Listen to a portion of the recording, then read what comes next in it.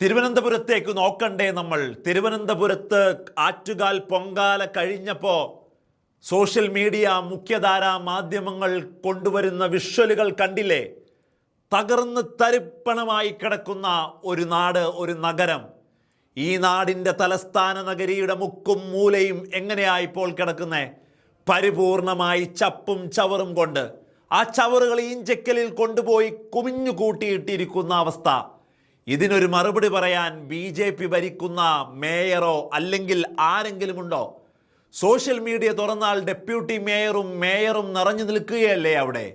പക്ഷെ കാര്യമാത്ര പ്രസക്തമായൊരു പ്രവർത്തനം നടത്താൻ കഴിഞ്ഞില്ല എന്ന് മാത്രമാണ് നമുക്ക് പറയാനുള്ളത്. ഇതിനു മുമ്പും 5 വർഷം പൊങ്കാല നടന്നതല്ലേ? ഈ നാടിൻ്റെ പല സ്ഥലങ്ങളിൽ നിന്നും അമ്മമാർ, സഹോദരിമാർ വന്ന് പൊങ്കാലയർപ്പിച്ച് കടന്നുപോയതല്ലേ? തൊട്ടടുത്ത ദിവസം ആ തലസ്ഥാന നഗരി എന്തായിരുന്നോ അവിടെ അതിനു മുമ്പ്, അതേപോലെ തിരിച്ചേൽപ്പിക്കുമായിരുന്നു ഇടതുപക്ഷം കൃത്യമായി ആ നാടിന്. ഈ നഗരത്തിന് ഇതെന്തു പറ്റി? ചിലയിടത്ത് ചാരം, ചിലയിടത്ത് മാലിന്യ കൂമ്പാരം. എന്താ ആരുമൊന്നും പറയാത്തത്? മിണ്ടാതെ സഹിക്കുന്നത് എന്തിനാ? സഹിക്കാവുന്നതിനും അപ്പുറമാണിത്. ഇതിന് നാം വലിയ വില കൊടുക്കേണ്ടി വരും.